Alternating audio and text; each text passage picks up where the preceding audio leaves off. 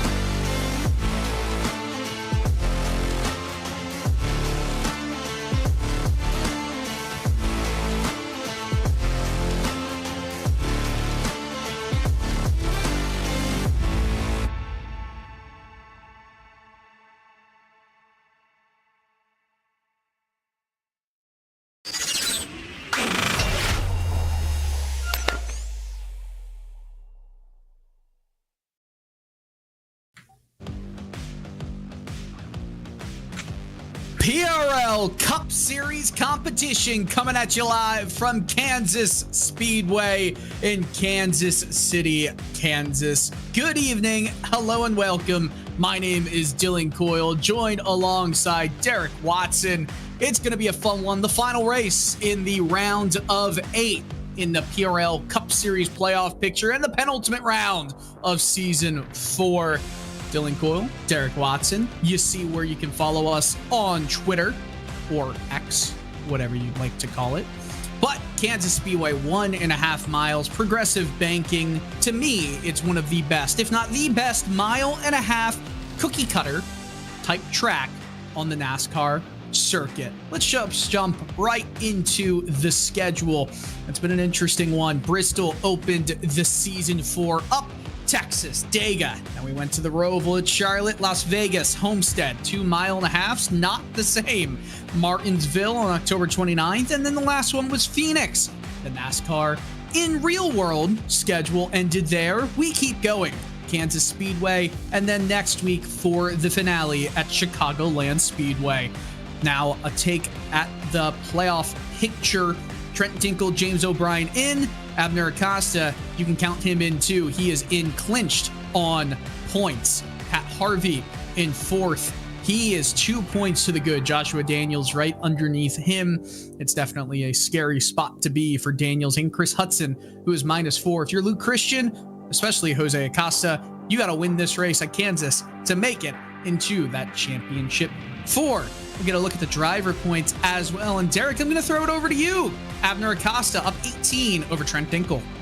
Yeah, that's right. This is the season 4 specific points that account for the 10-week calendar you saw on your screen. Remember, drivers have one drop week here, and tonight would be the last race you could drop. So you see the points here. Dinkel is 18 points, or 18 points behind Abner Acosta, pardon me. Then Lou Christian and Chris Hudson, third and fourth, are 1 point apart, with James O'Brien only a couple points behind them, tied with Joshua Daniels. Then you have Jose Acosta, Pat Harvey, Robert Bisall Jr., and Paul Bergoli rounding out your top 10. We take a look at the team standings with private label Team Hike pretty much wrapping it up. They just need 2 more decent, if not just be there kind of runs to wrap up the Season 4 Teams Championship. SGE Esports Pioneer is 97 points behind, but Pioneer's credit, they your team and Ironman pretty handedly up a considerable amount, 136 points. If the quick maths is doing it well, they look to secure P3 in the championship. It might go one more race, but D-Block is just trying to survive for 4th with Prestige Worldwide. 1 point separates them for 4th. That's your top 5. Now we take a look at some of our partners here with the Precision Racing League and RaceSpotTV. Advanced Sim Racing. Owned and operated by passionate sim racers, Advanced Sim Racing designs and builds the sturdiest and most durable aluminum profile racing simulation cockpits available in the market today. All PRL members also get a 5% discount on ASR products using the Precision5 coupon code. Racebox Sim Racing. Racebox offers mid and high-end button boxes for sim racing enthusiasts, from the casual gamer up to the most meticulous sim racing driver. Competitively priced and carefully handcrafted, our button boxes are an enjoyable addition to any sim racing setup. Visit raceboxsimracing.com and get a 5% discount using the Precision5 coupon code. The Butt Kicker. Butt Kicker products add incredible immersion and realism to every game. Feel every nuance and truly put yourself in the driver's seat. Muradness is a performance lifestyle brand motivated by motorsport and founded by professional race car driver Daniel Morad. For more information, visit muradness.com. And finally, Mr. Hedge, iRacing Photography. Capture your finest, proudest, or simply worst moments from your hobby and up to 8K resolution. A great addition to any sim room. Well, qualifying has 2 minutes to go here, and currently up at the top of the leaderboard is James O'Brien. 5,000 separates he and Chad Kibbe. Hey, a 23 machine doing well at Kansas. I've seen this storyline before. 23, of course, in the Real World NASCAR Cup Series, and the 45 have won many races lately at Kansas. Could Kibbe take that Jordan brand car to the checkered flag? Maverick Davis, we're watching him right now, has yet to set a time, and Davis, he wasn't even in the picture really last week, was he, Derek? No, unfortunately, he was not. He got disqualified out of the race, I think, due to incident points. So that would mean he put up a 0 for last week in week 8 of the season, but he'll try to put on a great showing here, and that 15 machine is going to come down the back straight here at Kansas into turn 3. And the corners are something we're going to talk about all night long, with how difficult and tricky they can be. And the qualifying run, he'll come up to the wall and then back down to the apron to find an extra time here as he starts another lap. He'll start this lap, Davis, with a 37.63 it looked like, but something amiss. Did not get that lap. I think he made some mistakes. This might be his 4th lap out there. This might just be practicing now for Davis, who may have made a mistake at some sort. What we can also talk about with 30 seconds to go in qualifying is there are a list of penalties that we need to address. Robert Bisall Jr. and Frederico Winterhalter not allowed to qualify for this race, and that also is joined by Colton Easterday, Jay McDonald, and Nathan Deering. Those 3 still have to serve those penalties from different rounds. Deering was way back in round 4 and hasn't returned, and for McDonald and Easterday, it was round 7 at Martinsville. But as the time winds down here on a qualifying session in Kansas, we get ready to grid up here with James O'Brien leading the way.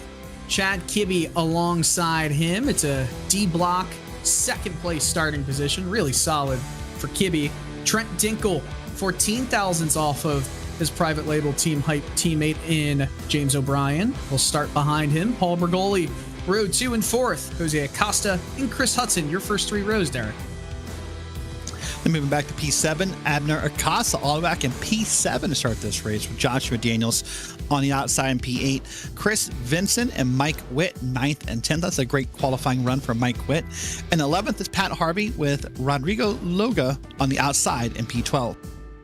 Jose Medina is going to be starting in 13th with Richard Pruitt alongside him in row 7. Jay McDonald, who was not supposed to make a qualifying lap, did, so he's going to have to serve a EOL, and that's not good for him. And imagine getting an EOL while also going almost a second slower. That's not the best for McDonald. Tom Macy in 16th, the last of the drivers to set a qualifying time with Federico Winterhalter. Maverick Davis in 18th. We continue down with Beasall Jr., Callahan, and Tommy Brandon, your 21 drivers coming into this race tonight. It's going to be a fun one. 1 hour, 30 minutes, or 150 laps here at this mile-and-a-half oval. I think it's, in terms of strategy, it's really going to be interesting if we think about that, because yes, you can probably make 60, no more than 65 laps on a single tank of fuel. This might be a 2-stopper here, Derek.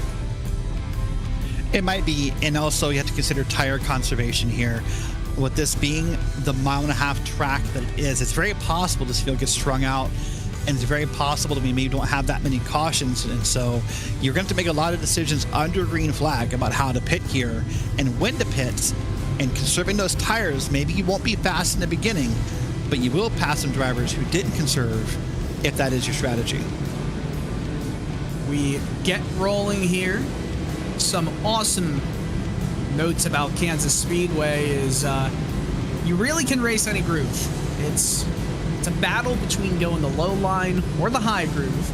Sometimes you want the best of both worlds, and that means going into the middle groove. But it is a cookie cutter at the end of the day. Drivers have a relative understanding of what they're going to do here. It's not the hottest, both ambient and on-track temperature. 65-degree ambient, 69 degrees track temperature. Partly cloudy conditions with a 5-mile-per-hour average wind. Sim is set for April 1st. It's a later race. We should not, though, hit any bit of nighttime racing, but the sun will be going underneath the grandstands. Pace cars off. James O'Brien gonna lead the way. Kansas Speedway, penultimate round of PRL competition in Cup 2023 underway here. 150 laps.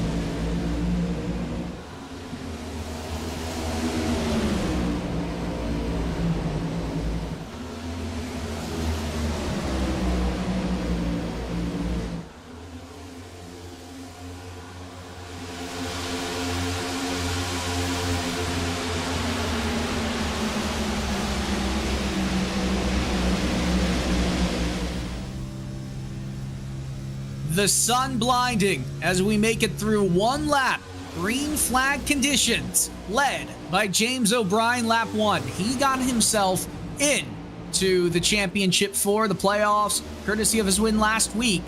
It's the 3 private label Team Hype teammates who are 1, 2, and not 3. That's Jose Acosta. Abner Acosta is in 5th, but a lot of familiar faces in this top 5. Jose Acosta, Derek, needs to win if he wants to make it into the championship 4 and join his brother. Yeah, he does need to win. And of course, the native Georgian, the 42 machine, knows he needs to win. So he'll probably be a little bit more aggressive on the start here. This is the key to Kansas, in my opinion, is getting out here early and making the moves. And Jose Acosta is trying to ride that bottom line and stay in that draft and see if he can make that happen. O'Brien set to lead lap number 3. We'll try and keep you updated with some unofficial numbers and statistics from this race in terms of playoff standings. Of course, there's a lot more that these drivers are fighting for. It's the Season 4 standings. Some drivers feel like individual seasons are a bigger success, a bigger point to win than the full season playoffs. I would say if you're Trent Dinkle or Jose Acosta, or excuse me, Abner Acosta, who are teammates fighting for the championship in the championship 4 already, as well as teammates fighting for the season 4 crown, they're still going at it for everything they possibly can. It's the really interesting thing about getting into season 4 of oval PRL competition. There's multiple angles to fight for. You have to race your entire way, whether it's full points or just wins. Keep going 100% all the time, as Dinkle is starting to slow up the 42 just a tad as the 23 has fallen a few spots. And I think Dinkle is trying to conserve the tires where he can. No need to attack yet. Like you mentioned, Derek, it's a long race. It is a long race and a very clean race so far here. So we're already working lap 6 of 150 here around this 1.5 mile speedway. There's still a bunch of 2-wide racing happening, and you'll see it all the way back through the field for a while. We'll see in this top lane, bottom lane. And one of the beautiful things about this track is it doesn't really have a quote-unquote preferred group. That is driver specific. It's not like some tracks we go to where it feels like everyone's on top, everyone's on bottom. This is almost a draft fest where you just want to stay in line and be behind somebody. Well, good news. We have another new partner to thank, and that's Advanced Motorsports. Hey, get ready to learn to be fast with Advanced Motorsports. You can follow them on their socials. Become a better driver. You can go to Facebook, ADV Motorsports, Instagram, ADV_Motorsports. Basically look up ADV Motorsports and you'll find yourself in the right place. I know that when I do join a competition that RaceSpotTV will be broadcasting this winter, I will definitely maybe be following them to try and get better myself. These drivers here are some of the best in the business, though, with PRL Cup competition. O'Brien, Dinkle, of course. I feel like we talked about it last week, Derek. James O'Brien, sometimes we don't talk about him in the same breath as often as we should, with Dinkle and Abner Acosta, but we should, because James O'Brien is probably, he can go on any of these teams and be the #1 driver easily, and he's really making a case to not just be looked at as, second or third in line for private label team hype. He's really pouring it on lately, and you see a lot of the shuffling going on as Rodrigo Loga used to make a move in a P2 over Trent Dinkle. Yeah, there's a term we use across all the sports, whether it be motorsports or baseball or football or hockey. This says getting hot at the right time, finding a hot streak at the right time. And that's James O'Brien in the past few weeks. Really, came out last week and had an excellent performance. Coming out tonight so far and is currently ahead of this field, even if it's only by 1/10 of a second. Still leading this field here and really dominating both lines at this moment here at Kansas. So right now, O'Brien is doing a great job here. Watch this beautiful racing, 2, almost 3 wide at times here around Kansas. Well, something to also keep a note of. Luke Christian was unable to make the race tonight. He's out of town for this weekend. He's tuning into the broadcast, but that also means that Luke Christian, who came in 15 points out of the championship 4 behind Pat Harvey, is out of championship 4 contention, meaning that Jose Acosta needs to win. Hudson Daniels 3 and 2 points behind Harvey, 2 points ahead of the cut line. So another thing to note, Pat Harvey, who is in 15th in this race but is feeling #1 in life, he has a kid. How about that, Derek? Just had his kid. Yeah, that's right. He actually, no, his wife had the kid.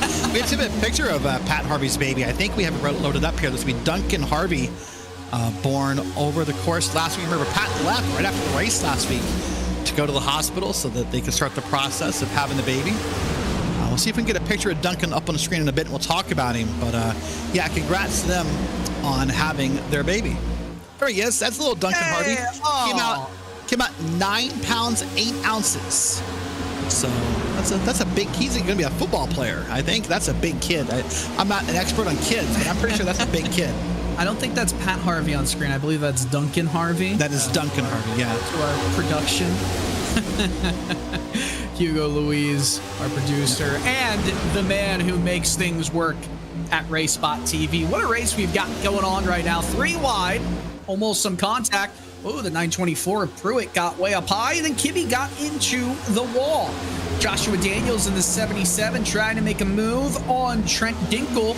Daniels 2 points out. He's got that on Dinkle. Now he gets to the outside of O'Brien. Daniels said it's go time here. He's going to lead this lap. That is 3 positions gained in 1 lap. That's a lap led. That is 1 point bonus-wise that he has gotten in this race. Yeah, it's a great run for him. And yeah, about this time of the race, I think is where we start to see who has and hasn't been saving their equipment.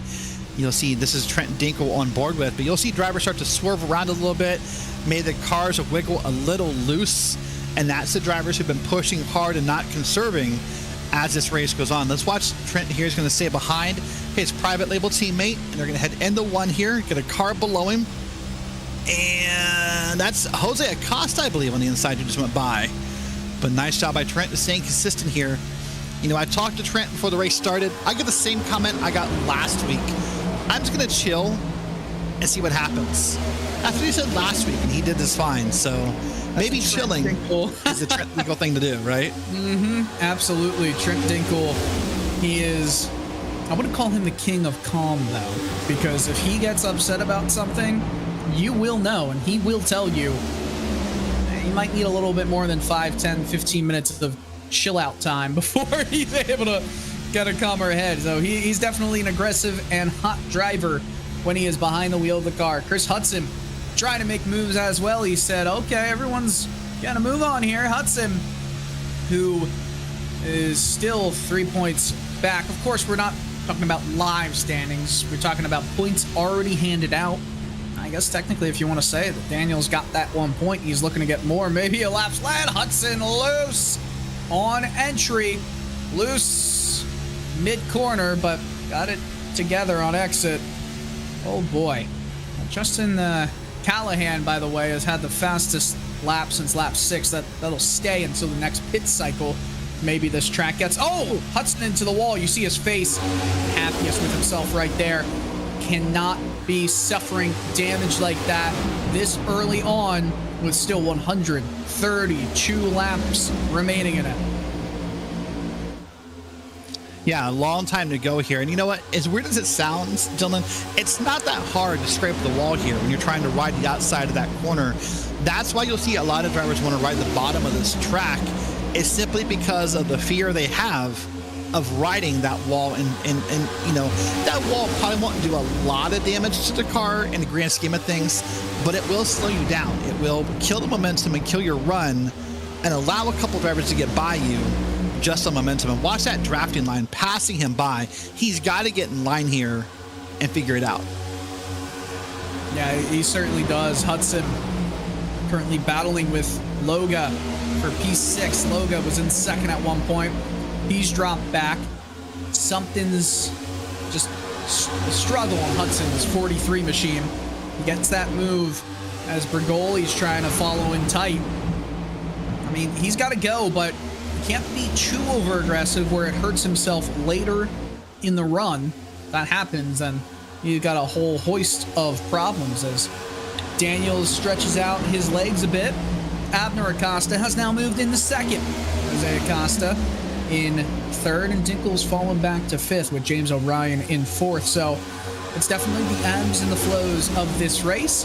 If it stays green, we're a third of the way into this pit cycle. So let's talk about that.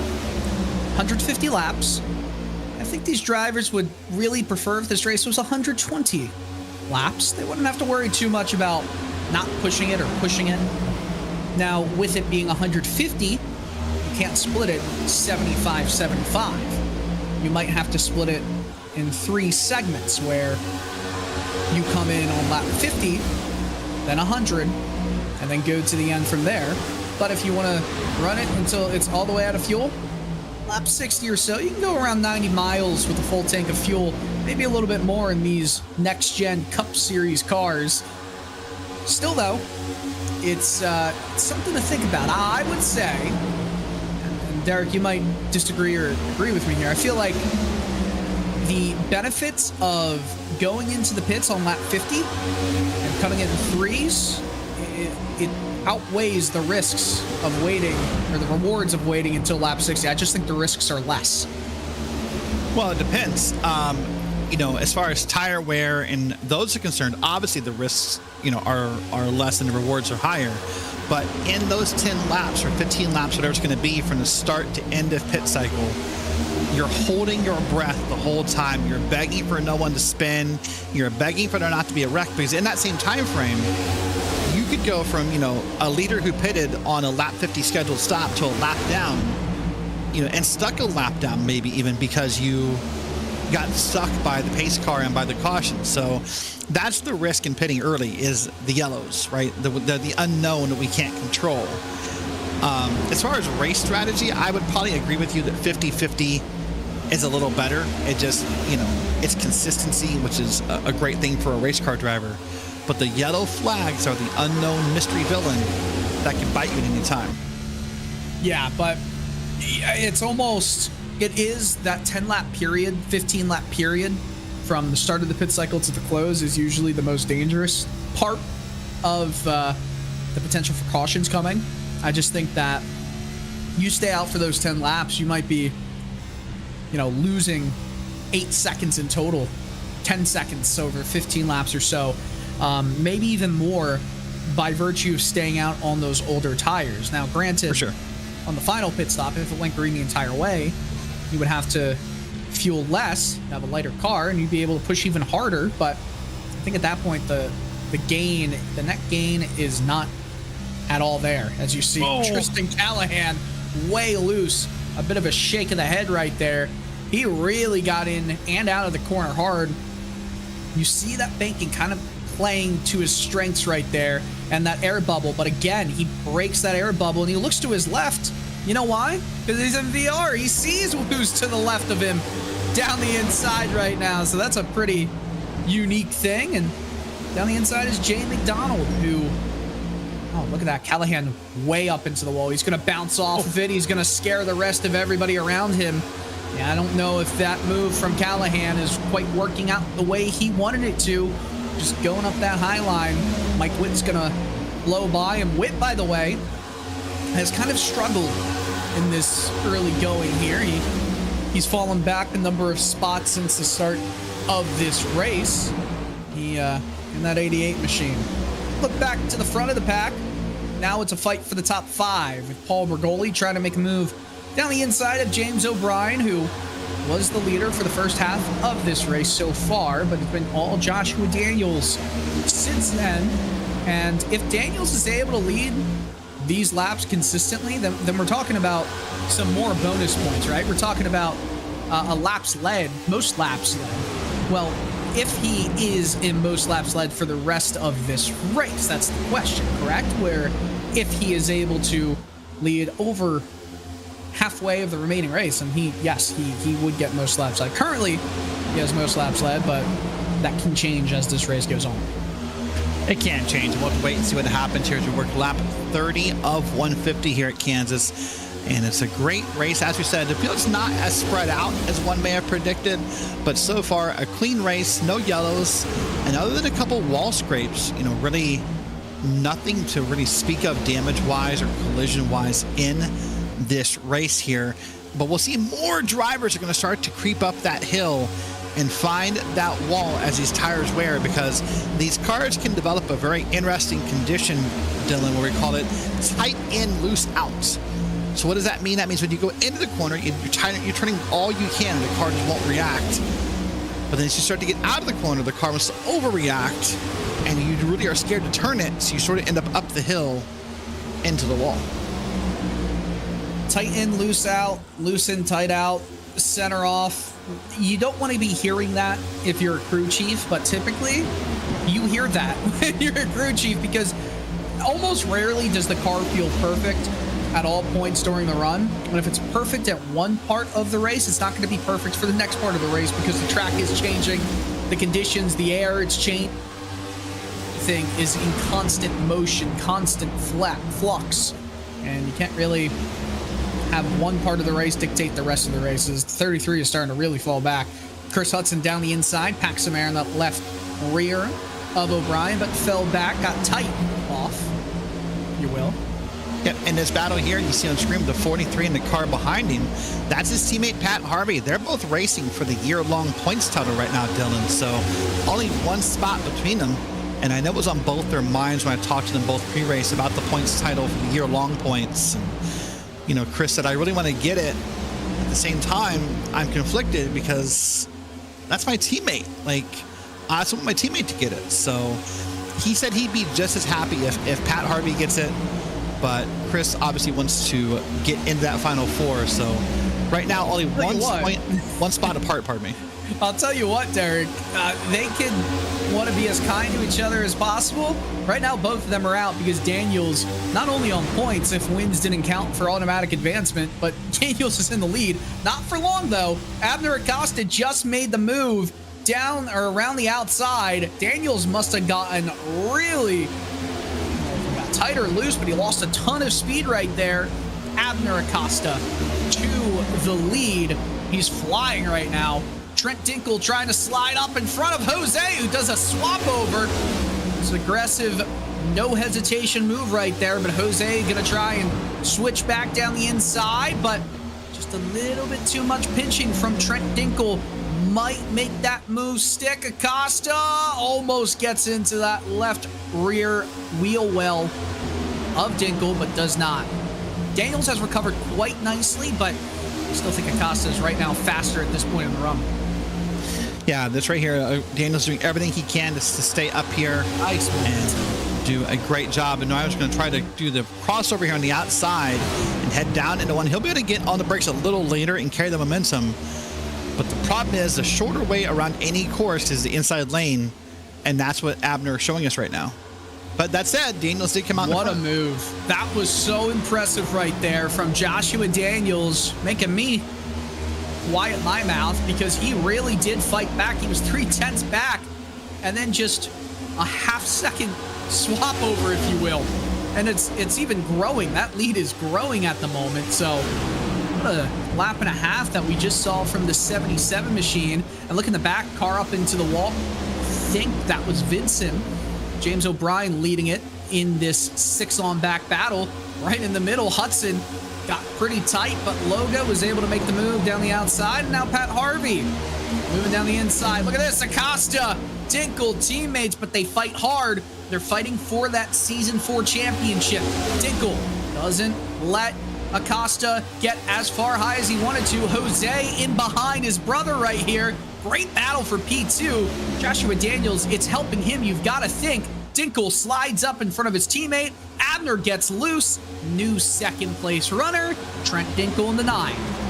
You know, the only real problem they have as teammates with that kind of move, Dylan, is what was a battle for second, between second and third, is now a battle for second, third, fourth, and fifth. When you run side by side like that, you slow up both your cars, you slow up your lines, and you let others into the battle. So now we have Paul Bergoldi and Jose Acosta deep in that battle, and they were sort of let in by that side-by-side racing.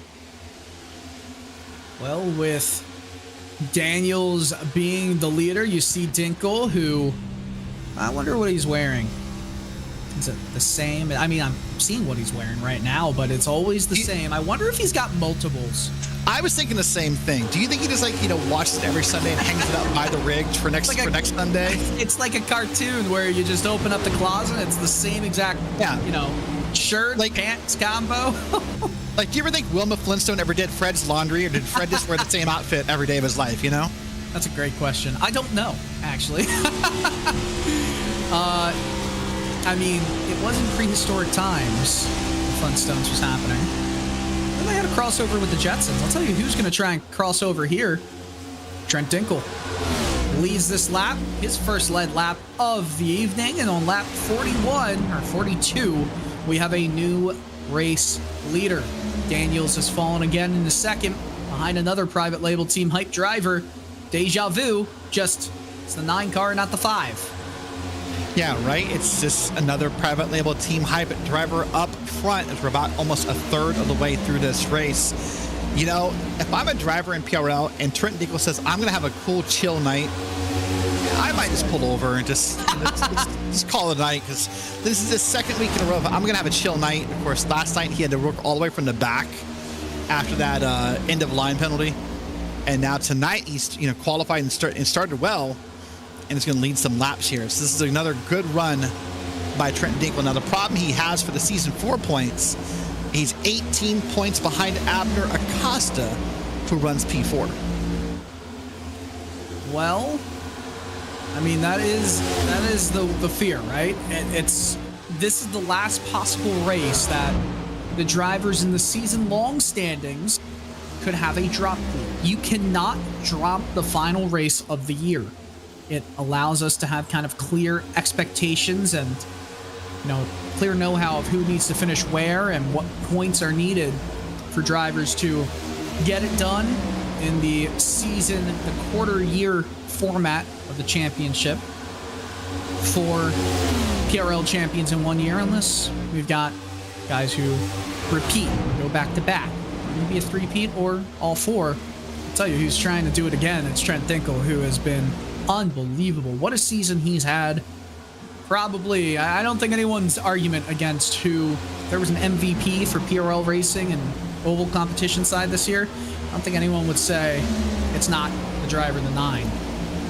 Yeah, there'd be a really strong argument for Trent Dinkel and a few others as well, but Trent would definitely be in that conversation here, as he's now leading around Joshua Daniels and Jose Acosta in the top 3, doing an amazing job here and really running the middle of the track. Now, what I've noticed here, Dylan, is as we look back through the field and start here on the screen, a lot of drivers are moving that line.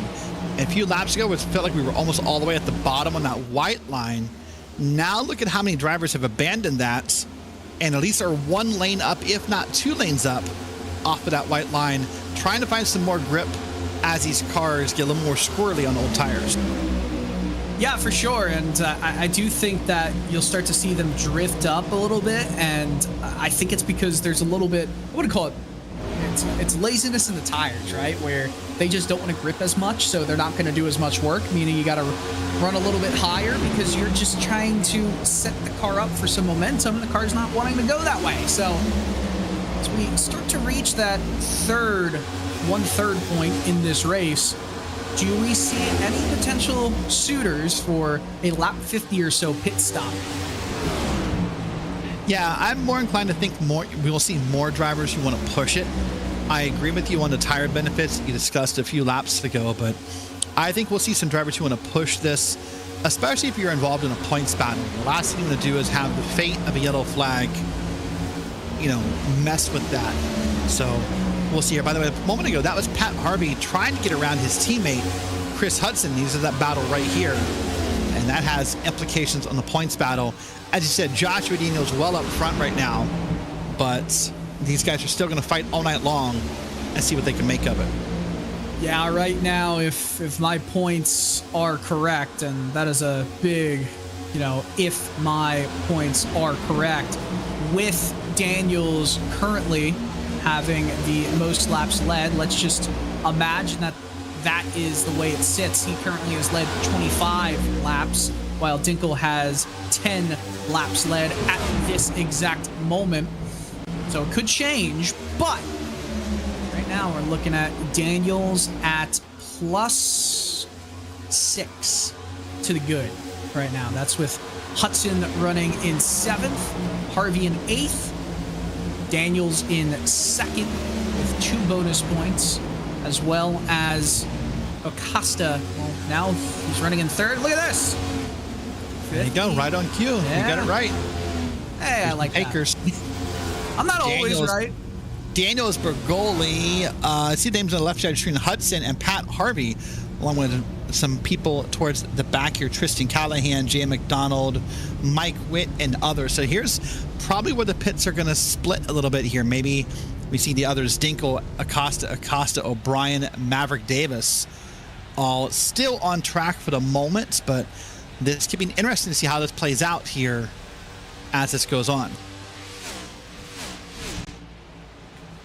I think this is the right move. If you want to cover, if you want to make sure you don't have any incidents, then this is the right move. If you are up in the top 10, it's probably the right move as well to go in the next few laps. If you stay to lap 60, I'll be shocked unless you're running in the back of this field. I mean, pretty much everyone at this point, at least half the field has come in.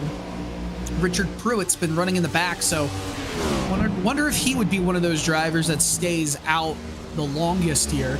Chad Kibbe, what a fall for him so far in this one. He's running 9th in this pit cycle, but we'll watch a replay here. Is this the fight off pit road? James O'Brien getting Maverick Davis, who served his end of line penalty.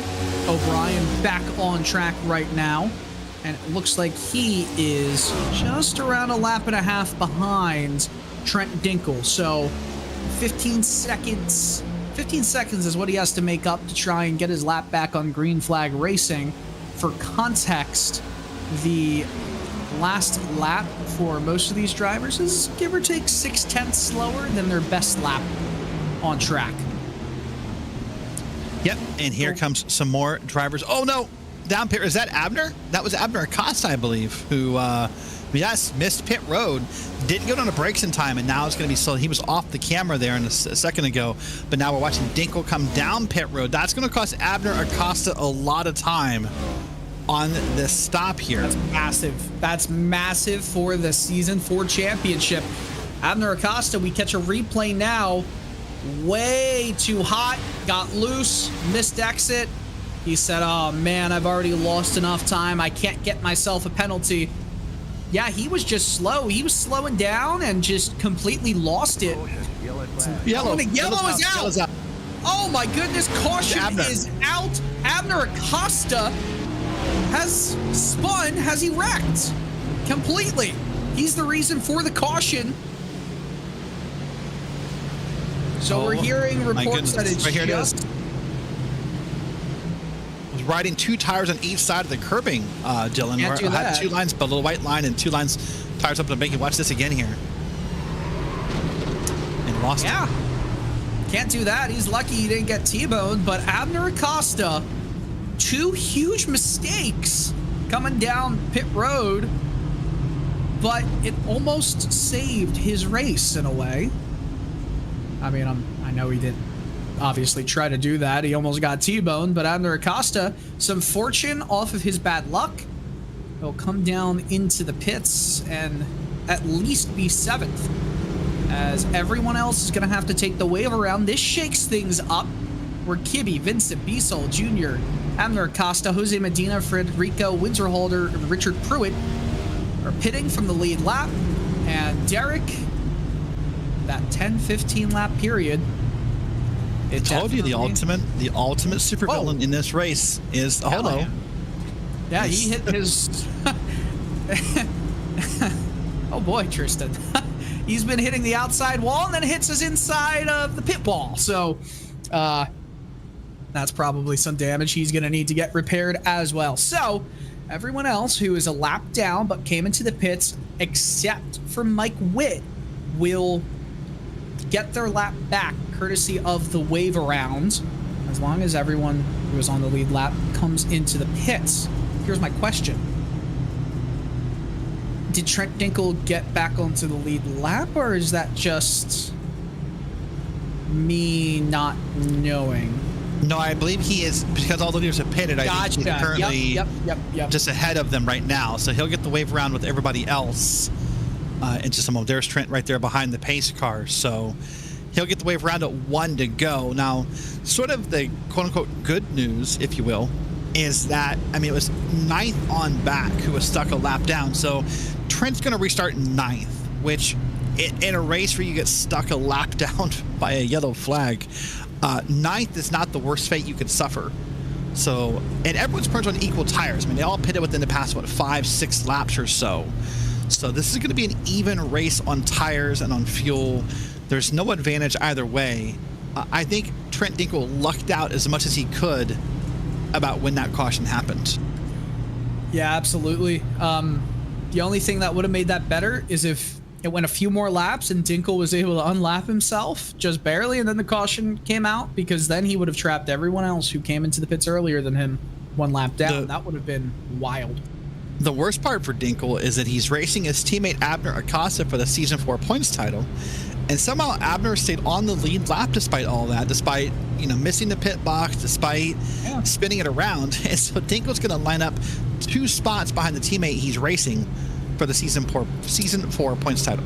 So that's what I was saying. Like, when he came down and spun it, he was still in the lead lap, and Dinkle was not on the lead lap. So, you know, obviously Abner wouldn't have done that on purpose, considering he almost got completely T-boned by 6-7 cars flying in. But it's definitely fortune for the misfortunate after his last mile and a half or so that he was kind of partaking in. So we get the 1 to go signal, which also means the wave around for all of these cars is currently ongoing. We're going to go back to green flag racing on lap 60, which means we'll have a 91 lap shootout, if you will. I don't know if the yellows will end. Now, the moment that surprises me a little bit here, Dylan, if I was someone back in 6th, 7th, 8th, Chad Kibbe, Abner Acosta, Joshua Daniels, just to have the small advantage, I would have pitted on 1 to go. I would have put gas in this car to top it off, knowing I still would start 6th, 7th, or 8th. I'm surprised no one did the top off.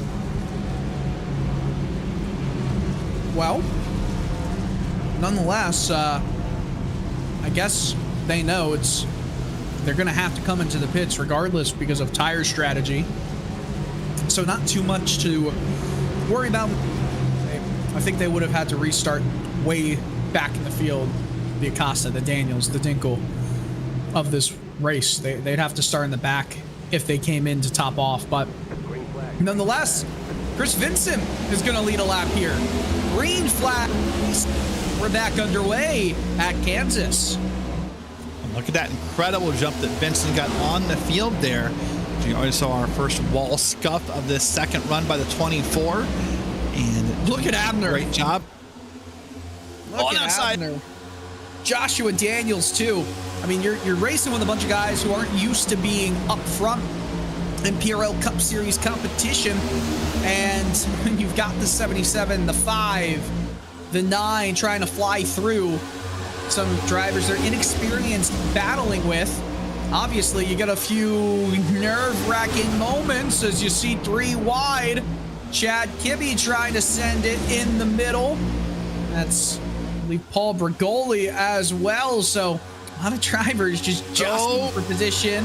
Abner Acosta in the P2 now, and Joshua Daniels in the P4. Dinkle P6. You're starting to even out a little bit, but how about this? Vincent leading another lap. And see that 3 wide battle right there. It is still 3 wide. Oh, contact still going on. Oh my goodness, guys, you can't do that. Nice save by everyone involved. And there was a little bit of contact when we got to the camera there, but they have worked. That's Jose Medina in one of the cars, and Richard Pruitt in the other.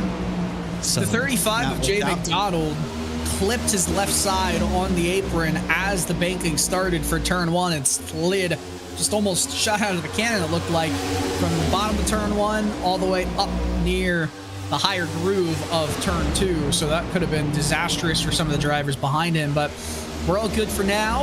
And Abner Acosta trying to fend off competition from Bisol Jr. But I mean, are we really surprised of the drivers who have made their way into the top 5 after that, with Abner, Joshua Daniels, and Trent Dinkle all there? What I'm really pleasantly surprised about is Vincent so far is holding the lead. I don't think it's going to last, though. Bisol Jr. is right there as well. Abner has a run. Abner does have a run here right behind Chris Vincent. Now getting passed by Joshua Daniels, or trying to at least, on the outside. Abner's going to cut it off, and Vincent's going to go up with them. Vincent understands the draft here and how important it is. We're not at a super speedway, but momentum still matters. Momentum certainly does matter. Kansas next-gen cars, you can get good runs going wherever you want on this track. That's why it's almost looking like a pack all the time. But if you slow down a bit, you have a mistake, it's going to take you another lap or two to kind of fix that mistake, as you see Vincent having maybe a couple connection issues, blinking for a moment, scaring the 77, but not enough because Daniels has made the move on him, and I think he's cleared him up high. So Joshua Daniels back to the lead of this race. This is lap led 26 for him, as Vincent actually led 9 laps from that run. So Joshua Daniels not too unhappy that Vincent was in the lead of the race for that time being, because he'll get more laps led. In the case that he doesn't win, that is so important. That is important indeed. That is very, very important. Beautiful side-by-side battle here. Vincent up here with Abner Acosta, now letting Robert Besaw Jr. into the fight. They're almost a 3-way battle. In fact, they are a 3-way battle here behind the leader. And Besaw, I thought was going to put it 3 wide in the middle there, but backed out and let it slide up the track. Besaw saw better there, if you will. Nothing? Okay. No, I got nothing for you on that. Okay, fair enough. I'm going to let you do that all on your own. Okay, that's fair. I came up with a really good one on Sunday for Abner and Jose Acosta. It's just Acosta doing business with them, you know? I'm hoping you have like a side gig, like an Uber route or something to, man. This is my side gig. Good. That's good to hear. That's good to hear. Oh, Chris Vincent racing alongside Abner Acosta, and he's holding up pretty well, I will say. It's pretty impressive. I don't know, and I don't know if we got the stats right on hand to prove it. Try and look, but could this be the first laps led of Chris Vincent's PRL career that he had, those 9 laps? Yeah, he's doing a great job tonight, whatever he's got going on. I regret not getting a chance to catch up. I know we've caught up in the past before some races, and he's a really fun guy to talk to, really laid back and calm, but having an amazing run here in a P3 and leading this field around here. We're now about to begin lap 70 here, I believe. Yep, there's 70 on the board. We're almost halfway through this race. I'm just saying, we've got some comments in the YouTube stream on RaceSpotTV liking Acosta doing business with you. So I'm just going to leave that there. I'm going to pat myself on the back. That just means the shoulders. You can be in a pack of people and still be wrong. Like, that's like, you know, there are certain people out there who think that, you know, like, Die Hard's a Christmas movie. You're still wrong just because you agree in a group. Like, it doesn't make you right because you have a majority. Die Hard is certainly a Christmas movie, and I will not take any slander. On the contrary, if Die Hard's a Christmas movie, Toy Story is a Christmas movie. That's all I'm saying. All right, but Toy Story doesn't take place on Christmas. I will say it ends on Christmas. Die Hard is on, and anyway. Can I get a replacement in here? Is there someone else back there? Where's Nick Hunter when I need him? Nick Hunter just said race control. He's on his way to do play-by-play for tonight's race, so he can have his say. But on the way to the front of this pack is still Abner Acosta. Trent Dinkle has kind of slowed it down a little bit. I always think he likes to preserve those tires early on. He likes to sandbag a little bit. I don't think that's out of the ordinary for what he's doing right now. Let's take a look at some of the other drivers that really need to get points or a win. 7th, 8th, and 9th. Hudson, Harvey Acosta, Jose Acosta, that is. Jose needs a win. Harvey and Hudson need points, and they cannot, under any circumstances, let Joshua Daniels win this race. If Daniels wins the race, he automatically puts himself into that championship 4. And I feel like it's very easy to say, though, that Daniels, Acosta, O'Brien, and Dinkle would be a strong and arguably the most deserving championship 4 there is. Obviously, Hudson and Harvey have done just as much as Daniels this year, but is Daniels maybe in a better position for sure right now to advance into that championship 4?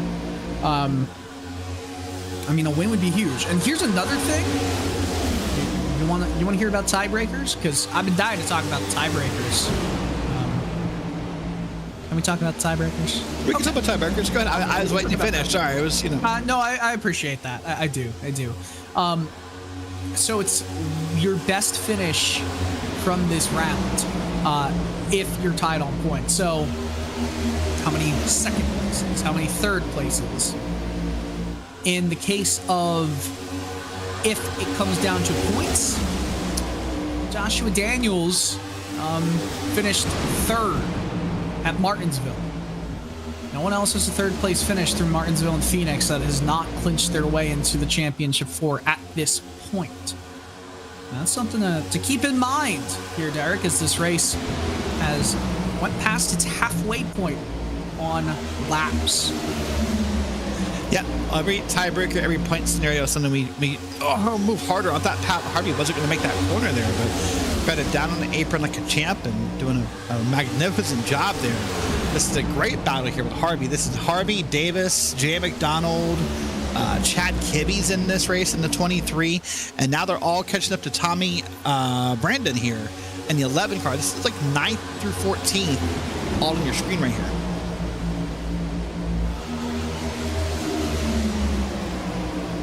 By the way, I do want to say, Dylan, in case anyone's watching who's not yet, we just got the word right from it live. Signups for season 1 of 2024 for the PRL have gone live. If you think you want to do this every Sunday night or any other night of the week, signups are live. It's Sunday nights PRL Cup Series. And Monday nights is the prototypes: LMP, LMDH, LMP2, LMP3, GT4. Tuesday nights are GT3. Wednesday nights is Trucks and Grand Nationals, and then Thursdays is Formula D and Formula C. All great series. You can go find the PRL website and look all of it up and see all the details. It's a great league, but signups are open now if you want to be part of this next season. Derek, I heard you might throw your hat into the ring on Wednesday. Looking at it. Yeah, I'm, need to see about the broadcast schedules and what we're doing, but just thinking about it, but having a fun time out there and getting in the likes of the cars with the Evans or, maybe even Joey Tebben or someone else and see how I fare on Wednesday nights. But right now, it's a lot of people faring well here in this battle. This is now Chris Hudson just made a beautiful move up there to get in front of the traffic and now back down to the bottom behind Chris Vinson as they're all trying to get around Robert Bissell Jr. Look how tight that car got on Hudson right there out of that corner. Yeah, that thing just wouldn't turn whatsoever. You get tight, you go up the track, it just won't get into the corner, won't come out of the corner quite the way you want it to. And as this run continues, it'll be that way for the majority of it. We talk about stints, the top 4 in this field, I should say, top 4 for sure, all came down under that pit cycle to grab themselves some tires and whatnot. If we want to see drivers who have maybe a little bit more time spent on those tires, Hudson, about 6 or 7 laps older tires, not all of them, of course, under green flag condition. So just something to watch out there, especially with fuel, if that's a concern as this run progresses. If we go green, which based on all this running, Hudson getting really tight again. Based on how hard these drivers are running, if we stay green, I expect us to see pit stops at around lap 105. Yeah, that's very possible to see what happens there and who wants to push it, who doesn't, based on what happened last time. We're about to come up on a lapped car here, I believe. This is a much slower car than this pack of cars we're watching, and they're everywhere. This lap car may be best suited getting down off the track and trying to get an eyeball on who it is from that camera shot. And but whoever it is, they might be best served getting down off the track and letting this by. That is going to be... I don't have an eye on it, so I'll let you know in a second. Oh, no! Hold on. You know what? I called that wrong. Bissell Jr. almost wrecking in front of the field. I almost feel like Dinkle just kept moving up and Maybe B-Sol Jr. kept moving down, but those two still fighting. Oh, they have some more contact. Wow. And that's going to let Jose Acosta get in there in 42. Yeah. And get in there under B-Sol. But wow, nice little beating and banging there. I need to correct myself before we move on. I forgot this isn't the battle for the lead, Dylan. This is the battle for second. James O'Brien, or Joshua Daniels' party is well up there. And I kind of thought, man, who's that lap? No, that's the leader. I had a moment there. Sorry about that. That's it's the leader. Okay. Oh, Hudson almost losing it completely. He is getting so tight in this one. It's remarkable. Now, Joshua Daniels, 45 laps led, going to be 46 laps led. He's inching very close to having that halfway battle. If he leads another 30 laps at this point, 29 laps, he is no question. No one can beat him, no matter what mathematically. He would have gotten that second bonus point. And so, look out here. Keep an eye on. Look at these two teammates hooked up here. This Harvey and Hudson right there linked up. Maybe see if they can make their way through the field. They're 8th and 9th currently. They now might work together. Nope, never mind. They went on separate lanes there to get around there. And right behind them is Maverick Davis doing a great job. Had to strip that EOL out at the start of the race and went from end of line. And it's pretty consistently been top 10 all night long, Dylan. Consistently top 10. If we are talking about Chris Hudson, consistently top 10. Pat Harvey, consistently top 10. Jose Acosta has consistently been on the outside or the inside of the top 5, right around 5th. For Jose, though, that doesn't do anything for the playoffs. He needs to win.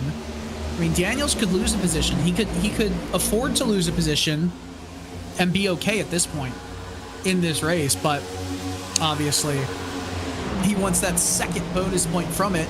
A breakdown of the bonus points. You get 5 for a race win, so automatically 42 points for a win becomes 47 points, and if you win the race, you also led a lap, so that 42 became 47 and then becomes 48 points if you win this race. Of course, if you win the race and you're in the playoff picture, you automatically advance to the next round. In this case, it would be the Championship 4 for anyone else who wins the race, who is not in the playoffs at this point, or if we're just talking Season 4 standings, get anywhere between, if they won this race, 48 points to a maximum of 52 points. You get two points for pole, 1 for fastest lap, 1 lap for the most laps led, 1 for 1 lap led, or any amount that isn't the most laps led, and of course 5 for that win. So, I mean, Daniels, at this point, it's just about winning you're into the championship race, but because of how he's running, and the point situation where he came into this race at -2, considering his bonus points and where Pat Harvey is, where Chris Hudson is relative to him, I think Daniels is he's well on his way right now. He is indeed well on his way. And remember, there's also that Season 4 points battle with Daniels. He came into tonight tied with James O'Brien at 254 apiece. Ahead of them was Chris Hudson, 4 points ahead. And then Lou Christian was 1 point ahead. He'll, of course, take the drop week. So he's only going to score, he being Lou Christian, pronouns pal, is only going to score 24 points this week. So that'll most likely dip Christian out of the top 3 to top 5 of the Season 4 points. So there's a lot of things going on for Joshua Daniels here. The win will help with all that. Now, likely will not catch Dinkle or Abner Acosta for first or second in Season 4, but could still come out third here depending on how this goes. Now we're watching a great battle on track here. By the way, this is doing right here. And this is going to be Jay McDonald. This is back in 13th on back. This is McDonald, Chad Kibbe, Rodrigo Loga. There's James O'Brien all the way back there, by the way. Never really recovered after the restart, I don't think. Yeah, didn't do much, after that restart. I'll tell you what, Jay McDonald is struggling in this traffic right now. He hasn't necessarily been the fastest from this race. Chad Kibbe is struggling for sure. Kibbe He's in 16th now after hitting the wall and falls into 17th as Federico Winterholder gets by him. I'll tell you what, man. Jan Kibbe is a fast driver who does not know yet how to put in a complete tire-saving kind of race. One lap speed, though, is awesome. You know, and that's a very hard skill to learn. It sounds so simple for watching the 79 dig it inside here and now maybe try to complete that pass out of 4 on the banking here on the front straight, but not complete it before the line. But that idea of tire saving, that sounds so simple, right? We all say, hey, this goes, go save me some tires, have something at the end of the race, or hey, be gentle on the tires. That's such a hard thing to do. There's so many factors involved. Most of it is about the inputs we have, into the car. But it's not as easy as it sounds. We're going to watch a replay here. And that's Joshua Daniels getting passed by Trent Dinkel for the lead. And Dinkel now will come out here and win this race and try to close that points gap in the Season 4 title between himself and Abner Acosta. So, with Dinkel now in the lead, this obviously changes some things. Daniels would still make it into the championship 4, but he is currently embroiled in this battle. Could he be losing multiple spots here? This is not what the doctor ordered for Joshua Daniels as he goes 3 wide because Abner goes there almost 4 wide. Maverick Davis pushing them through. Oh, this is tight. Davis gets loose mid-corner. Daniels will try and ride the bottom, giving as much space as possible to everybody in front. By the way, a big shout out to Paul Bergoli. I don't know how much we said his name sign up here in P3 in the midst of this battle. They're in that 12 machine. When I talked to him today, he said, listen, I have to minimize the mistakes I made last week. Remember, last week he made that mistake where he hit the wall and just sort of cost himself everything, it felt like. But Paul will not be racing next week. He's getting married next weekend, Dylan. So him and his fiance will be off getting married, and they will miss the PRL Cup finale at Chicagoland. So this is Paul's last race of the season. Well, Paul Bergoli certainly has his fan base, and he is a fast driver as well. Hopefully he has only a great day, a wonderful, wonderful day for him then. But also a great He chose wedding over us. People have done that before, and every time I ask, why can't we broadcast with you? Bring the rig to the wedding. Bring the rig to the wedding is exactly what I'm feeling and what I'm saying with that situation. So, did you notice 2 drivers who just made some pit stops early in this run that has playoff implications? Pat Harvey and Chris Hudson in pit road. I think Harvey came down potentially a lap later, but this was an extended stop for Hudson, who is now 2 laps down. Did something happen that went amiss? Hudson may have, I don't know, they both served down a on penalty 198. to get a word on that, would be my guess. But I don't guess he wanted to make some adjustments. He was having a hard time with that car. He may have wanted to loosen it up, but for that long of a stop, I'm questioning if there may have been a speeding penalty. I can take a look back and see if you give me a moment here. Well, Hudson is 2 laps down while Harvey is 1 lap down. There's no way, there's no reason that should have taken as long as it did. 54-second in-box time for Chris Hudson. We get a replay. Was it an unsafe entry? Speeding? All of the there above. Yep, 30 extra, 30 or 40, I should say, extra seconds spent in pit road. Puts him another lap down. Is that playoff championship hope over for Chris Hudson, the driver of the 43? He came into this one 3 points back of Pat Harvey for 4th. That's pretty much a championship ender right there for Hudson. The only hope Hudson will have right now is if we can get through the end of this pit cycle and then a yellow comes out. I think he might only be a lap down after the pit cycle completes. and then maybe the lucky dog falls in his favor. But if the yellow comes out before the pit cycle is over, then I think that I agree with you 100%. Now, the second question I have for you to think about, Dylan, a lot of drivers, Trent Dinkle on back, got snake bit by the yellow flag in the first set of pit stops. Does that affect your mentality of when to pit the second time around, For sure. knowing that it bit you the first time? Oh yeah, for sure. You're absolutely right about that. I think about it, but you can't make decisions scared. As Abner Acosta goes down the inside here of his teammate Trent Dinkle. This is for the lead of the race. Gets the lead quite easily. I mean, Abner Acosta putting in a perfect season 4 so far. He is double digits ahead of his teammate in the standings. This would only do more to put himself in that championship lead. That would be huge. But yeah, and really just helps secure what they already have in the team point standings, where Private Label Team Hype has already pretty much walked away with the team title, and having Acosta and Dinkle fighting for 1 and 2, if they finish that way, will just continue that trend of walking away with the team championship. But right now we're working lap 106 here at Kansas Motor Speedway, and we're waiting probably, I'm guessing, within the next 10 laps at the most, we'll see your leaders come down pit road and get gas they need for the end of this race. so this is important. Where's Daniels versus Pat Harvey? Daniels, the overcut does not work in the battle with Pat Harvey. I believe with there being now 3 spots in between them right now, I think Harvey is in by 1 point. I think. Obviously, we're in the pit cycle and things are going to change massively. But I mean, this is massive.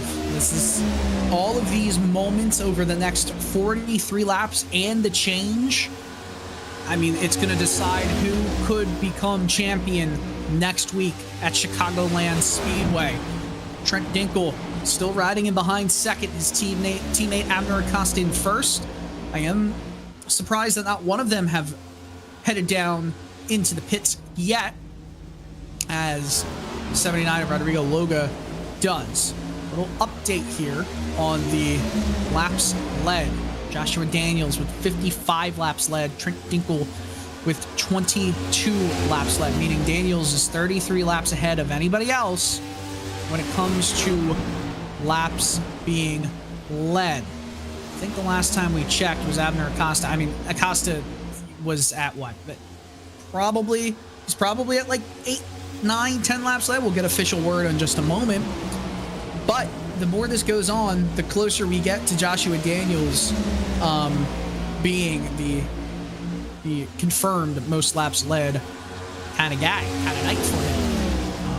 Yeah, that's what he's looking forward to, those extra points here, and it all could matter. Pit stops are still happening. See James O'Brien's on pit road right now. Jose Medina just went down pit road. You see the ticker on the left side of your screen with the yellow word pit. Describes when someone is down on pit road, but there's that 24 Chevrolet down on pit road. Meanwhile, it looks like Dinkle and Acosta are going to keep going around the track here. This is back on the front straight. They're now going to start lap 111, and they are still racing under green. We are Inching closer to when they do come into the pits. They could probably go another 10 or so laps at most. We'll see though. I'm not quite sure it makes the most sense unless they feel like an incident could happen. But remember, the only yellow of this race was brought out by the guy who's currently leading the race. Trent Dinkle in the pits right now. How about that? Jose Acosta follows in behind. So hot though. Come on to the brakes and locked up the tires just a little bit. Abner Acosta still leading this race. Dinkle, speaking on his team radio, will stretch the knuckles, crack him a little bit, and have this slow track into pit road, into his box. Gets that right side jacked up. Left side will follow. Acosta still in the lead, but not for long. He's in the pits. Vincent becomes new race leader. Yeah, by the way, worth mentioning, we saw Trent Dinkle talking there. Tonight, he has Wednesday night regular, Grand National Series regular Richard Regan Jr. up in the pit box tonight, helping him with the calls. So that's what he's communicating with. Richard, of course, a very successful driver on Wednesday nights, and is out here helping Trent when he needs it. Right now, the only drivers who have not come into the pits are your top four. Vincent, Kibbe, Callahan, McDonald have not come down pit road as of Here right comes now. Vincent. Look at Pat Harvey, who is in fifth. Have the tables turned just a little bit right before this pit cycle. As Vincent is down pit road, we saw Joshua Daniels struggling mightily, falling positions quickly. As Chad Kibbe remains the only one now out on track who is yet to come into the pits.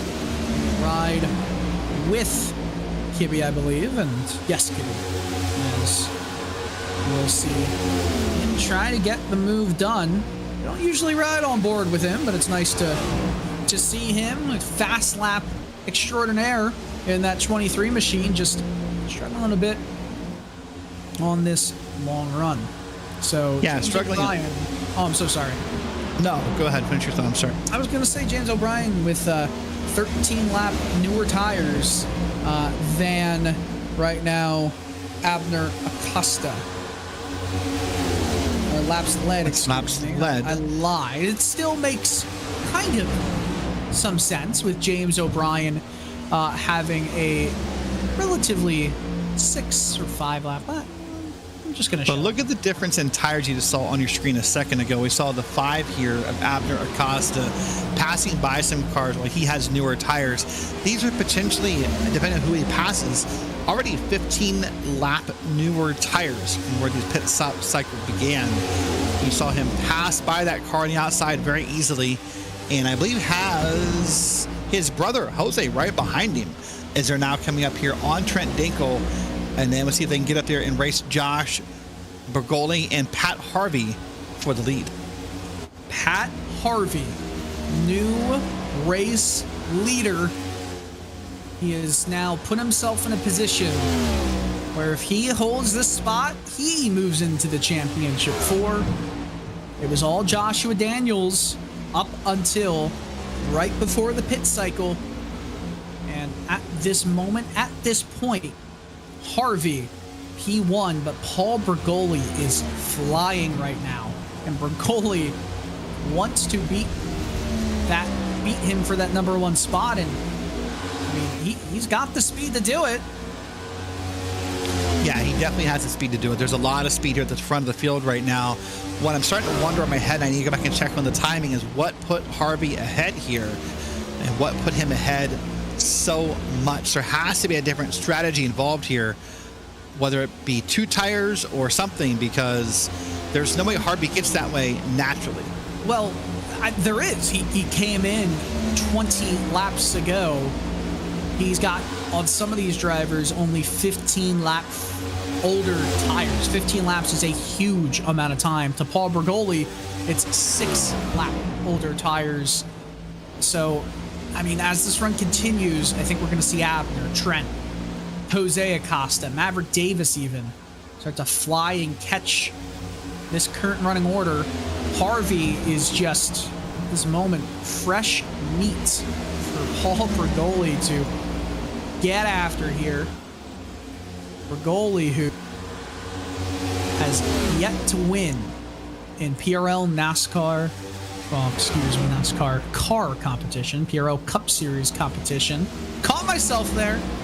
You did good. What a early wedding present it would be for Paul Bergoli to put a W in the column on the last race he'll do before technically season 1 begins. That'll begin, by the way, in December. So I think it's December 17th or 18th, whatever that Sunday is when we will begin again. So not that far away. PRL will be moving to a 9-week season next year. So 1 less race means 1 more bit of intensity and drama as there's less time to make up a points battle. 9-week seasons begin in PRL Season 1.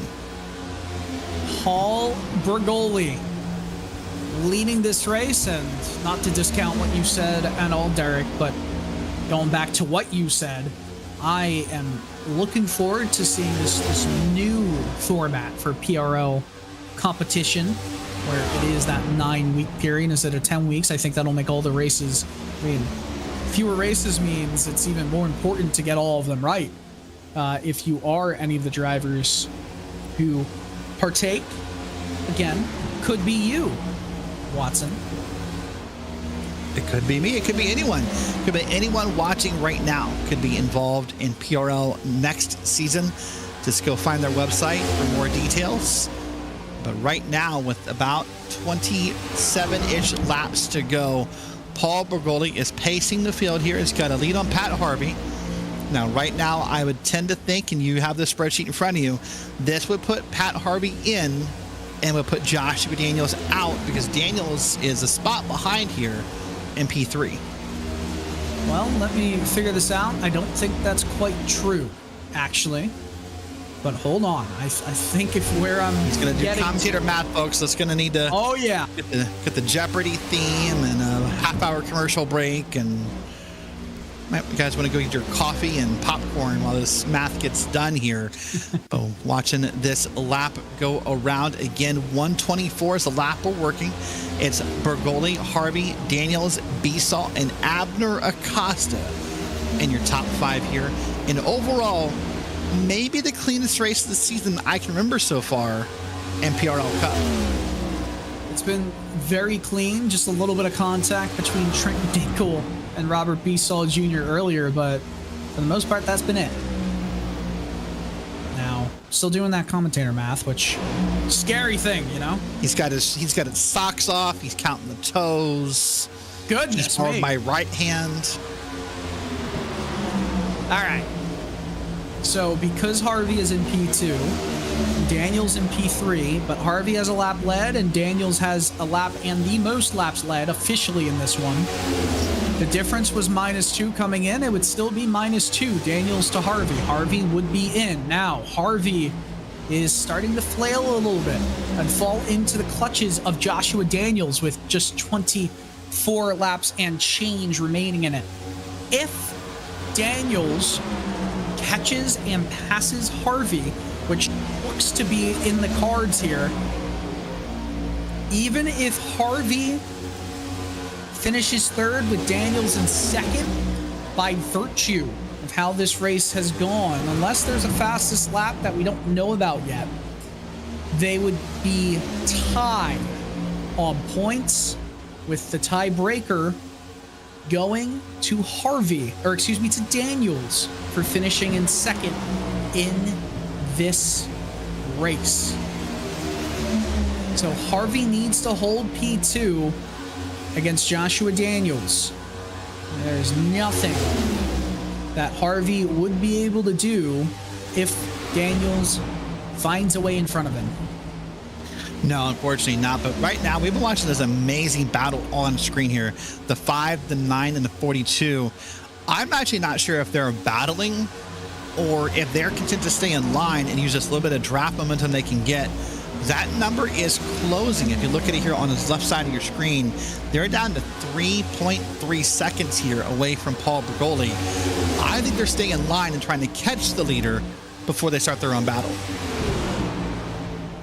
They definitely might.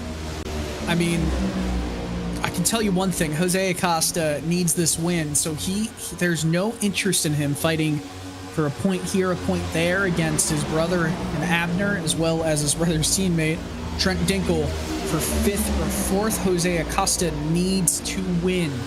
No doubt about it. As this race just... so many things, so many unknowns. Right now, Jose Acosta, I believe, is showing at 37 points out of the next round. So, I mean, it's win or nothing. It is. You know, the interesting thing about talking to Jose Acosta before the races, he told me he doesn't sure he had the car to win. He knew he had the car to be there, but knows he'll need some luck to get there for the W, for the win at the end. Well, right now, the luck is there by being, pulled along by two teammates to get to the front. But right now, Bergoli and Harvey are doing a good job at using their own momentums. It's Bergoli, Harvey, then Daniels. But look at that number now, 2.5 seconds back to Abner Acosta. They've closed almost a second in the past couple of laps. Tristan Callahan still holds that fastest lap. Jay McDonald and Mike Witt retired from the session. Chris Hudson is the first driver 1 lap down. If a caution came out, he'd get the free pass. He'd also be able to get 4 tires and fuel and work from there, but he'd have a long way to go. He needs a miracle at this point in the affairs. He's 19 points back as we run. Came into this race 3 points back, and he ran so well until he made a mistake coming into the pits. 42 miles per hour as he entered, and that's all you need. That was Yep, speeding is speeding, no matter if it's 1 mile an hour or 0.01. Yep, that's all it is. Speeding is speeding. It's a very objective yes no question. Unfortunately, he got caught on the wrong side of it. But right now, I can tell you that as long as we stay green, of course, this race has the laps or the timer. We are well ahead of the timer. We are going to go laps here unless something drastically changes. But speaking of time, 1 second. That's to Joshua Daniels, sorry. It's 2 seconds back to Abner Acosta, Trent Dinkle, and Jose Acosta as they're now trying to run down this next group. And when they get up here a little closer to Daniels, Abner's going to start to pull the drop. But now they're battling. That is not the way to do this. What is Jose Acosta doing? You spent all this time, and now you're going to battle Trent Dinkle. Yeah, not the way to do it. He is coming in hot. Maybe he feels like Abner's going too far away from him, and he needs to stick up with Abner, who is now a half second in front of Trent. All that battling did nothing for you. So just hurt your tires a little bit more. I don't know about you, Derek, but my nerves are starting to get a little bit nervy, if you will. Pat Harvey, 0.3 separates the 67 from Joshua Daniels in this 77. Those two, that battle between Harvey and Daniels, half second in front of Abner Acosta. This is for the final playoff spot. Harvey is in as it stands, but with Joshua Daniels right behind him, if Daniels gets around him, that is a 2-point swing. But look at Abner Acosta. He's got all the speed in the world. There is still twists yet in the tail.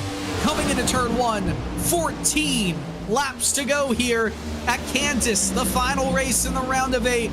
The penultimate round of season 4 of PRL Cup Series competition. Abner Acosta packs air to the left rear of the 77 and gets the move done, maybe 2 1/4. Abner with the speed. Harvey is gonna go up high. Daniels follows. Abner Acosta down low.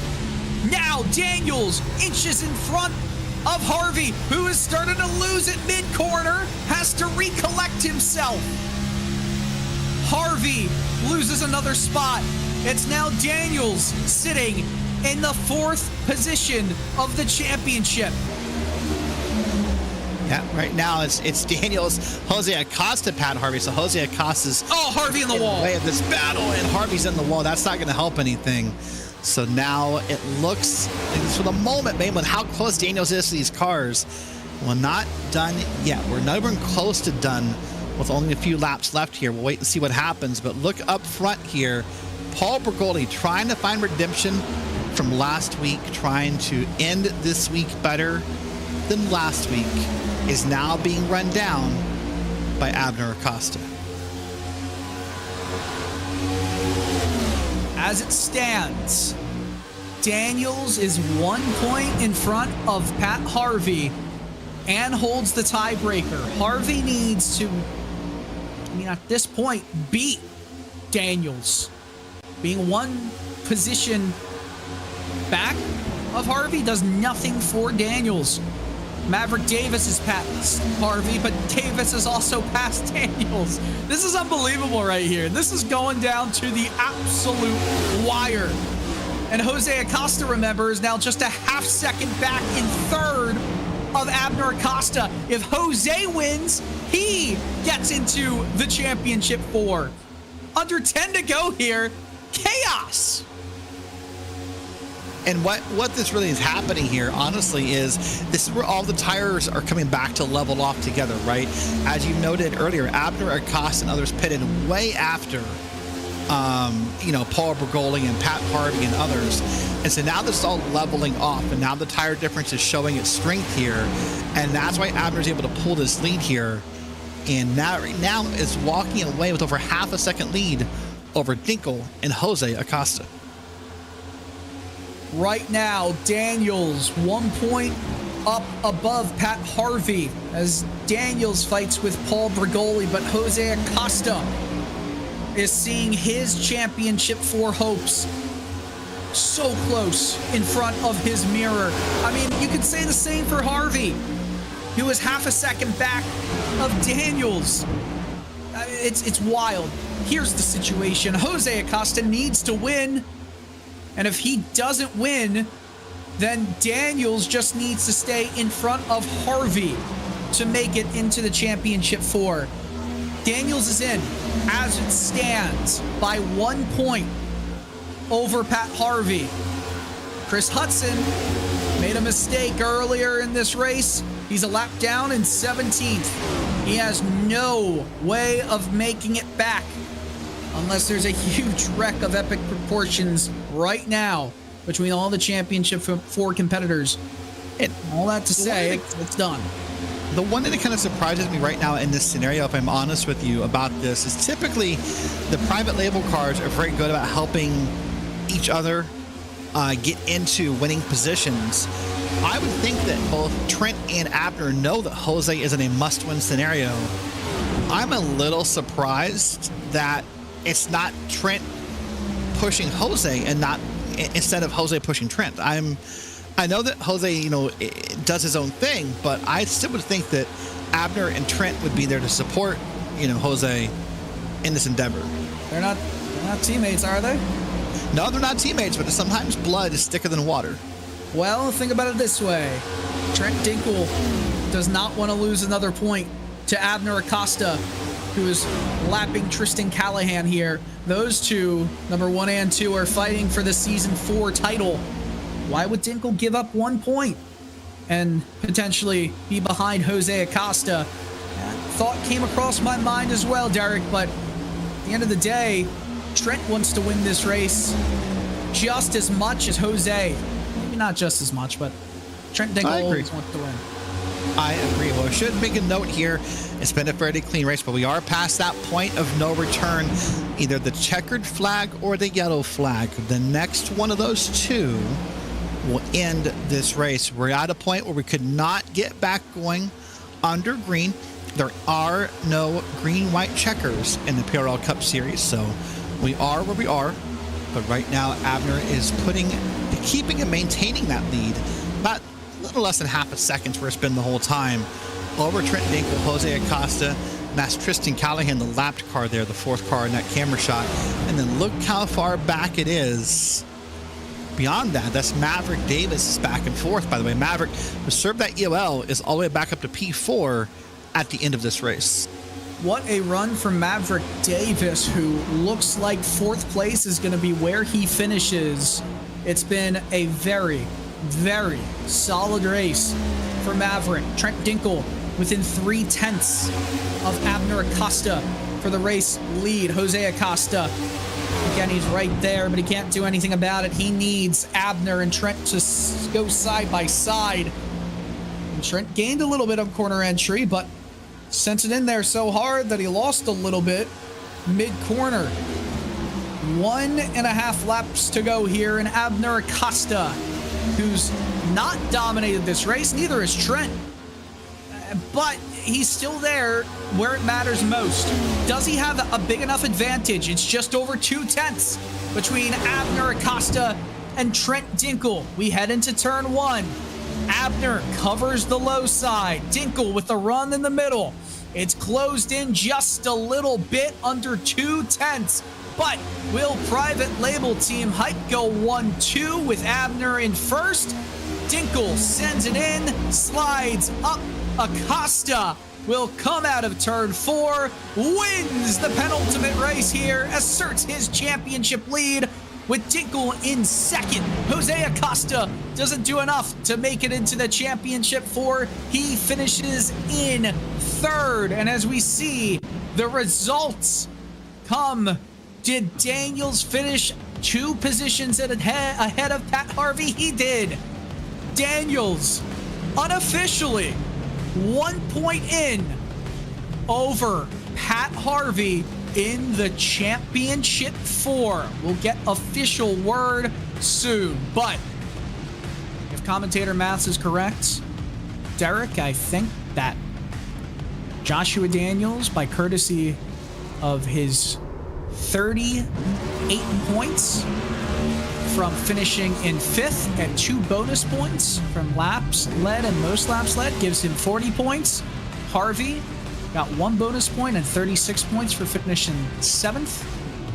That's 37 points there. It's a 3-point swing, and Daniels came into it -2. Yep, that looks to be it unofficially. We'll wait and see for any last-minute rulings on points or if there's any penalties, but I think right now we're good. We're watching Abner Acosta burn it down here at Kansas Speedway. Great job here. And now we're going to do some epic burnouts here. I think we're ready to take a look at the finishing results, though, Dylan, and see where everyone finished up tonight. Let's look. Abner Acosta, Trent Dinkle finished 1-2 for Private Label Team Hype, with Jose Acosta finishing in third. Maverick Davis, great run from Michael Peters. Racing Esports finishes in 4th, with Joshua Daniels finishing in 5th. We believe it's enough. Paul Bergoli in 6th. Good run for him. Pat Harvey, oh so close, but he's in 7th, the highest finishing non-Chevrolet driver, the only one in the top 10 for Team Toyota. Chris Vincent, James O'Brien, Jose Medina round out the top 10. We move it on. 11th, Beasall Jr., the highest finishing Ford. Loda, Windsor Halder, Kibbe, Brandon, 15 cars in the lead lap. Tristan Callahan, fastest lap of the race with a 32.75, set way back on lap 6. He finishes 1 lap down in 16th. Chris Hudson needed a better showing than the one he gave. It was an unfortunate mistake entering pit road that cost him a chance at the championship 4. He's 17th. The last car 1 lap down. Tom Macy 2 laps down. Richard Pruitt, Jay McDonald retired early, 19th and 20th. Mike Witt 21st, by the way. Just there. So, Derek, we're going to wait for some of our interviewees to get ready and get them wired up. But any final thoughts before we get into the podium interviews? At this point in the season, Private Label Team Hype really has us dominated this season, and that showed tonight. But I think there's some positives for other drivers tonight. Would it be Pat Harvey? Whether it be Joshua Daniels? There's some moments to be proud of here in this session. While maybe the win wasn't there, small bits of momentum can start to be built toward next season.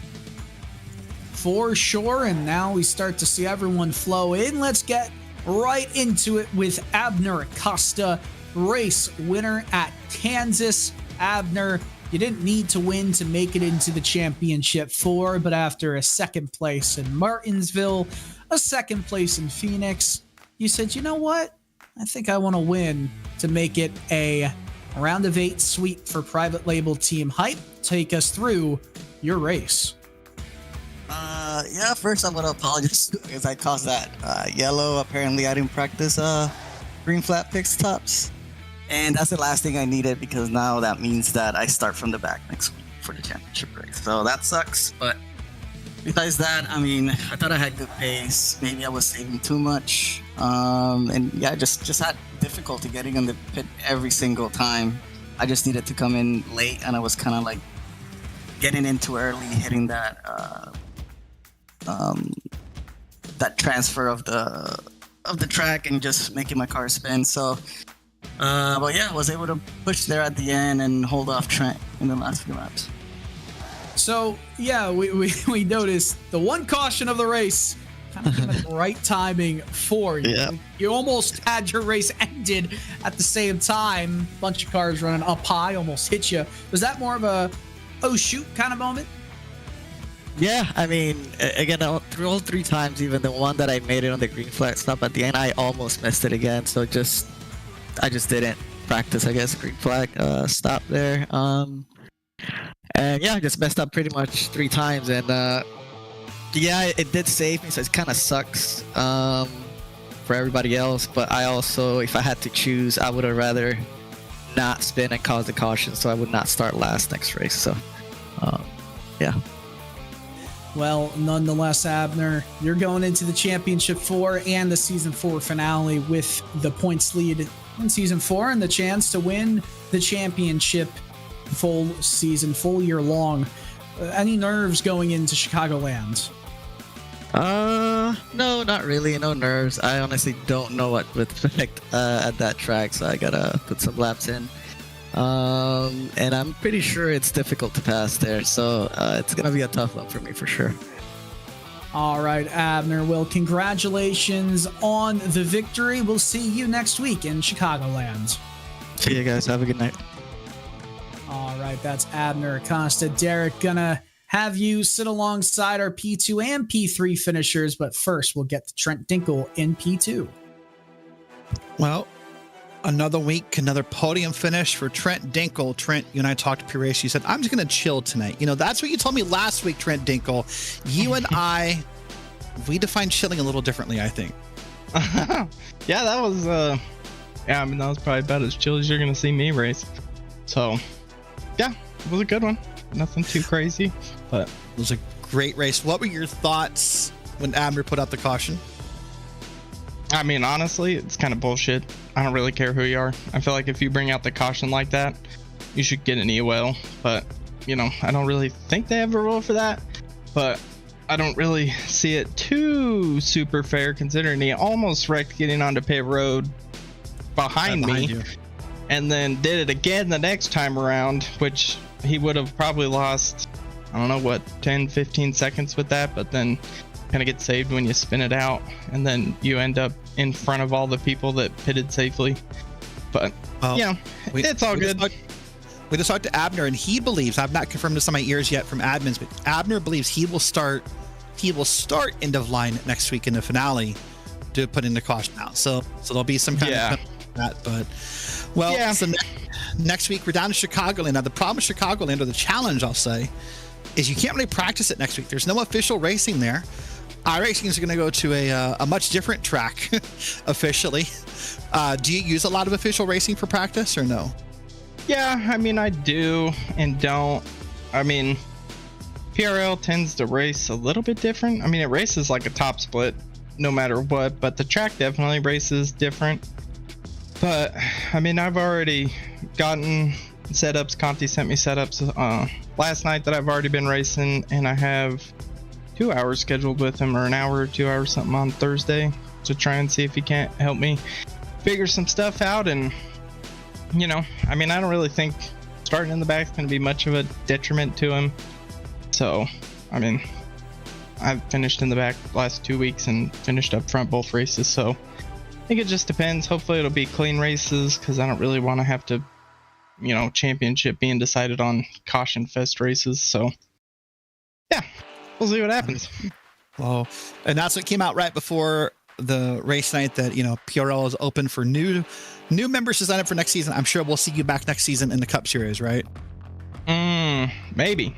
If they go back to fix, I'm probably not doing it. But if we stay open, I might come back. So, because Conti started a new setup shop and he asked me to join as an ambassador. So I think it'd be cool to do it, you know, if we stayed open. But yeah, fix just isn't fun. It's not fun at all, but we'll see. I'll sign up for now, because I don't think anybody's had that discussion. So yeah, we'll see. Well, I feel like the best way, Trent, to end our interview is on a cliffhanger. Will he or won't he It's the classic TV sitcom cliffhanger. Yeah, All right, exactly. listen, we'll see you next week. You and I will talk before then. Have a good night. Awesome. Thank you. You too. Thank you. That's Trent Dinkle finished second tonight. And now we're going to catch up with Jose Acosta. Jose, you were so close to making the round of 4. Just couldn't quite get there tonight. What happened on track? Man, I mean, what happened? Trent and Abner it's in the race. That's what happened. I can't do that. I can't do much, man. I mean, they fast, they good, and I can't. I'm just learning still, and they really good. I mean, there's more than them in the track that are good. Joshua Daniels and everybody else. It's really competitive out there. So yeah. Yeah, well, listen, at one point, about 15 to go, it felt like you and Trent and your brother were all lined up trying to run down the leaders. And then you pulled out and wanted to race, Trent. Were you just kind of tired of waiting? Did you think that was your moment, or what happened there? At one point, I think he, it was a small shakeup between Abner and Trent.